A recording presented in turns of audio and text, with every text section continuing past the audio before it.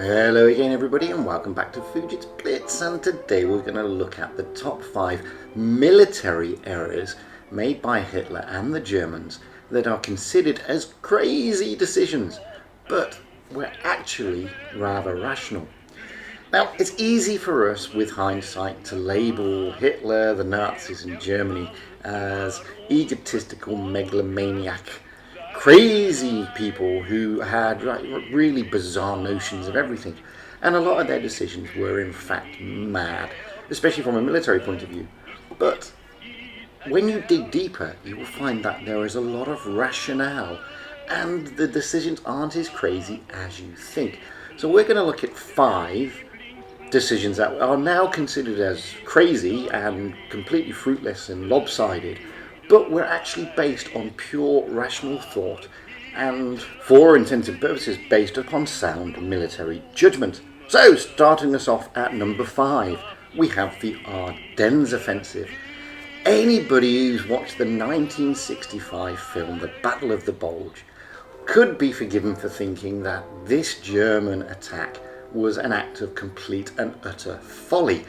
In the film, basically, the Germans are attacking the West, which comprises only the Americans, in order to get fuel. Well, that's not the reality. The point beyond the Ardennes Offensive, oddly enough, made perfect sense. It was to drive through the Ardennes forest at a point where the Allied forces were effectively split, with the British to the north and the Americans to the south. And it was to push through all the way to Antwerp, effectively encircling the Allies in the north, cutting off one of their deep water ports and preventing them from taking a deep water port, and effectively trying to get the Western Allies to pursue for a peace. Peace was never going to be an easy thing to obtain, because since the Casablanca Conference, when the Western Allies had made it clear they would only consider an unconditional surrender, any attempt by the Germans to force a surrender on terms other than unconditional were, let's be honest, fanciful. But the provisions behind the attack weren't. Had the German offensive succeeded, and don't get me wrong, I mean the early part of the Ardennes offensive were clearly in the favour of the Germans. They smashed through the American lines in the Ardennes forest. Okay, there were some noble actions, especially around the Bastogne region, with the 82nd Airborne holding out for quite a long time against the odds. But the thing that really turned the battle was the Allies' air superiority. Without that, then the Germans really could have pushed all the way through to Antwerp, and they really could have encircled and split the Western Allies apart, leading to a major rethink. So, contrary to popular belief, the Ardennes Offensive is not as mad as many people believe. It is based on rational military thinking, and who knows, had the offensive have been successful, there may have been a different outcome to the war in the West. It would have certainly slowed down the Western Allies. It wouldn't have prevented the eventual collapse of the German forces and the eventual surrender, but it may have taken a bit longer for the Allies to get over the Rhine and into Germany proper. Who knows? Moving now on to number 4. Holding the panzers back during the Normandy landings on D-Day. Now, this one always comes around, and it's mentioned repeatedly that basically Hitler was woken to tell him about the Normandy landings, and the generals wanted the panzers released to counterattack, but Hitler refused to do so. And everybody considers that an act of madness. But was it? What you have to consider is this. Prior to D-Day, the Western Allies had actually taken and gone to massive lengths to sow suspicion into the Germans. Patton was in command of an army that didn't exist. There were made-up rubber tanks and wooden tanks and plastic tanks and aeroplanes, all poised along the south coast of the UK. with the overall aim of convincing the Germans that the attack, when it came, would come at the Pas de Calais region, the shortest route from England across the Channel into France. So it's no surprise that the bulk of the German forces were actually positioned along the Pas de Calais and not Normandy, which is actually quite a longer route. Prior to the invasion itself, the Allied forces also dropped dummies from parachutes, again to convince the Germans that all this was a ruse, that they really weren't attacking in Normandy. When the attack and the landings eventually took place in Normandy, Hitler and the High Command believed this was a diversion, with the main attack and the main thrust of the Allies' invasion still coming in the Pas de Calais. This is the reason why the panzers were not released.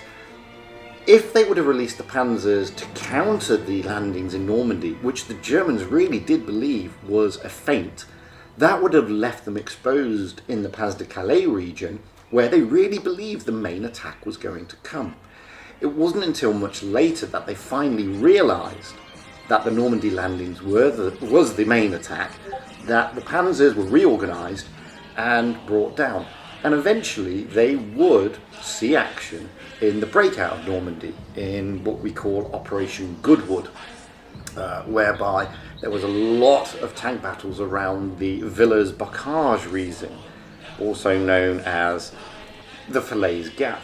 So whilst we may think now that Hitler's refusal and the German High Command refusal to release the panzers is an act of madness, it was in fact based on logical and rational military thought.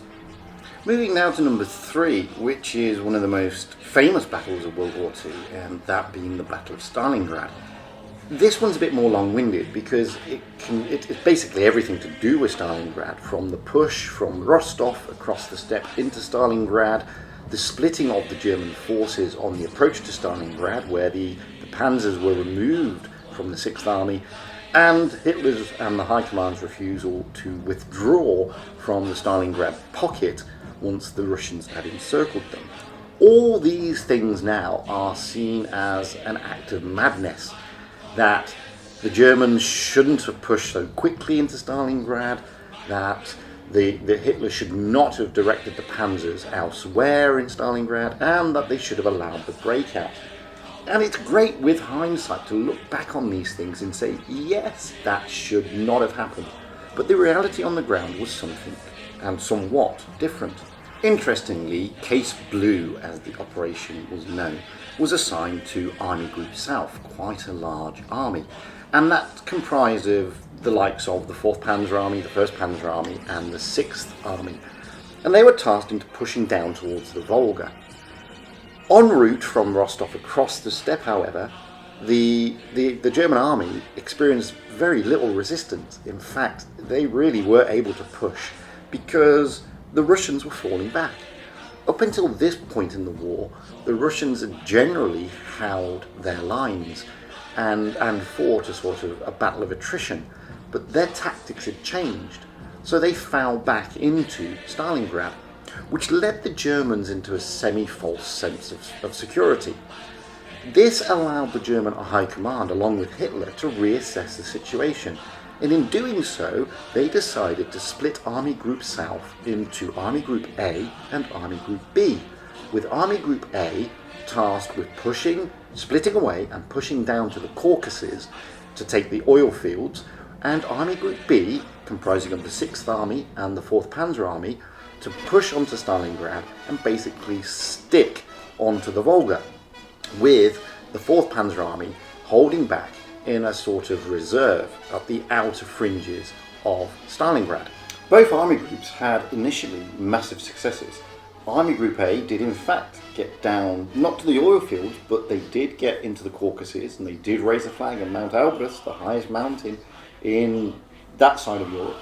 And Army Group B did in fact get into Stalingrad and take approximately 95% of the city, apart from a few pockets of resistance.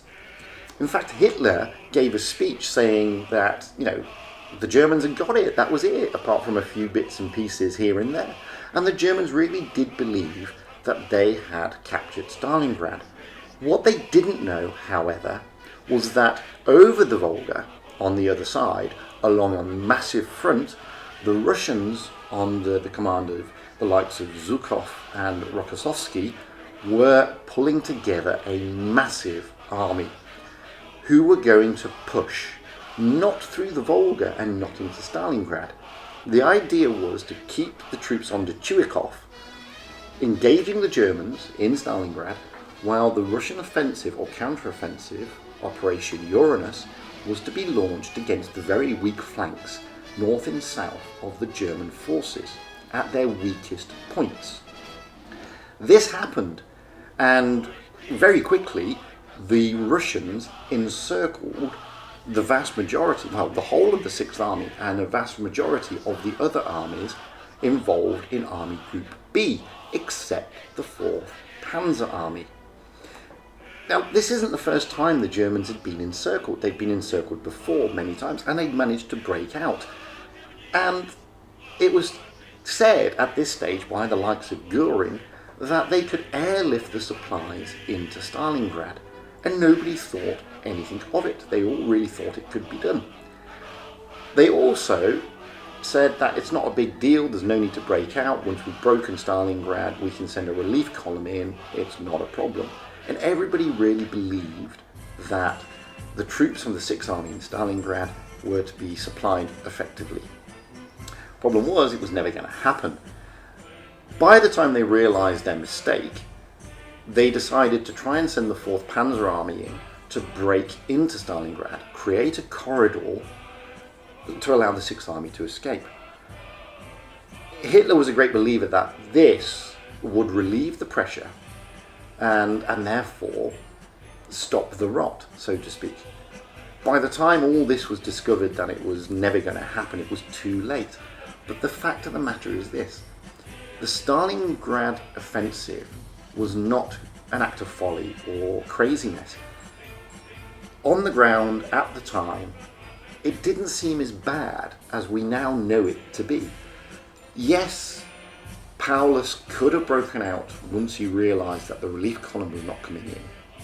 Yes, Hitler by this stage had told him to hold his ground, mainly because they'd seen that the Russians had held their ground effectively.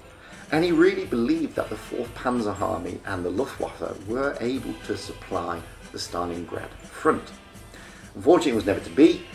The Germans themselves were at risk of further encirclement and losing Army Group A, along with the 4th Panzer Army. So they had no choice but to leave the 6th Army to its eventual fate, unfortunately. But it was never an act of madness. It was based on rational military thinking at the time. Moving on to number 2, which some people would say is number 1, but I don't. I purely hold it as number 2. Adolf Hitler and Nazi Germany declare in war on the United States of America. Now, with hindsight again, we look back on this and say, what on earth was he thinking? I mean, this is just absolutely crazy. But when we dig a bit deeper, we understand the reasoning and the rationale behind it. The Americans were brought into the war by the attack on December the 7th, 1941, by the Japanese at Pearl Harbor. The Japanese, oddly enough, were an ally of the Germans. And Germany, at this point in time, was facing difficulty at the gates of Moscow. Their offensive Barbarossa had not gone according to plan. They had basically slowed down and become entrenched and bogged down, literally at the gates of Moscow. So when Japan declared war on America, and America in turn declared war on Japan, the Germans thought, quite rightly, that if they also come to the assistance of their ally, Japan, maybe Japan would come to their assistance. Because the Japanese had quite a large army based in Manchuria, which borders far eastern Russia, where the Russians had a lot of troops. In fact, they had a huge army of Siberians based in the far east of the country, just in case of this very thing with the Japanese attacking. So by the Germans joining forces and declaring war on America, they had hoped that the Japanese would declare war on Russia and assist them in fighting the Russians, thus relieving the pressure in Moscow and effectively getting the Russians to fight on two fronts, one in their far east and one in the west.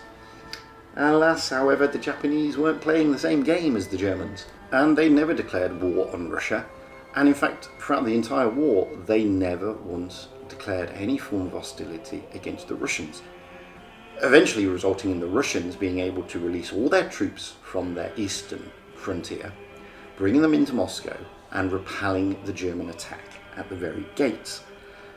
Russia, in fact, finally declared war on Japan in August 1945, and neither side had traded blows throughout the duration of the war, something which really did not sit well with the Germans, considering that they were allies and the Germans felt that they did the right thing.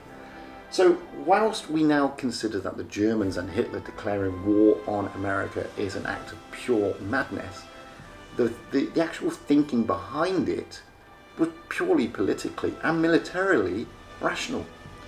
The Germans would never have thought that an ally would turn their back on them, and it would alleviate the pressure that they were facing in Russia. Had Japan have done this, then the war in the East may have taken a significantly different turn. So it would be unfair and unwise to say it was truly crazy. Which leads us nicely to number 1, invading Russia. Germany's invasion of Russia in June 1941 is now seen as an act of utter madness, that the Germans would never have won, that they were going to lose completely, and that Operation Barbarossa was both ill-conceived and ill-advised. Well, at the time, nothing could have been further from the truth. Germany's invasion of Russia completely took the Russians by surprise. In fact, so much so that they really didn't face any significant resistance in the opening salvos of Barbarossa.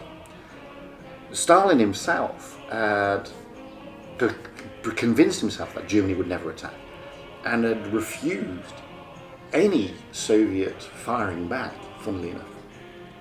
So there was a lot of disarray within the Soviet forces at the initial stages of Barbarossa. The Germans attacked on 3 fronts, Army Group North, Army Group Centre and Army Group South, and all had made significant gains, although Army Group South did get slightly bogged down. Army Group North eventually surrounded and reached St. Petersburg, which was then Leningrad. Army Group South had taken Kiev, surrounded Kiev, and Army Group Centre had taken Minsk and pushed all the way through towards Moscow. Millions, and I mean millions, of Soviet soldiers had by this stage been taken prisoner and killed. And the territorial gains made by the Germans in the opening months of Barbarossa were huge. It got so bad that Churchill and the British instructed the BBC not to report on giving any hope to Russia surviving the onslaught, and they estimated that Russia would collapse in a period of 3 to 6 months. This was a general feeling of all the Western allies, funnily enough, America, Britain, etc., etc. Nobody really believed that the Russians were going to be able to stop this and Germany was going to be successful. But for the fact that Japan then attacked America and Hitler then declared war on America, and Japan did not assist their ally Germany in their war against the Russians, things may have been slightly different. As we saw earlier in point 2, by Japan not attacking in Manchuria the Russians in assistance to their ally, this allowed the Soviets to free up vast resources of soldiers in the Far East, bring them to Moscow, and eventually push the Germans back. That push, however, that was in December 41. The Germans weren't really pushed out of Russia for a long time, and the entire Eastern Front hung in the balance until, realistically, their defeat at Stalingrad. Moreover, their complete annihilation at Kursk.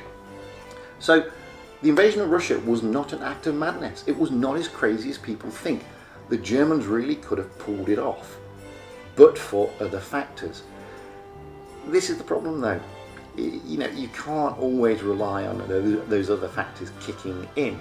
And whilst we have hindsight and we know that it was all destined to fail, at the time, that was by no means certainty.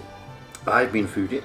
Those have been my top 5 military mistakes made by Hitler that we consider as madness or crazy, which actually weren't. Just a disclaimer, guys. This is by no means glorifying Hitler or the Nazis or what the Germans did in World War II. This is merely a historical, factual video laying down that what we now consider to be stupid errors or crazy errors were in fact based on well thought out, well laid out plans that, from a military point of view, were perfectly reasonable and rational, and nothing more than that. By all means, if you like the content, please subscribe. You can comment and like below. If you wish to, send me an email. Tell me what type of history lesson you would like on military matters during World War II. More than happy to consider any reasonable requests. And until the next time, stay safe, and I hope you enjoy the content.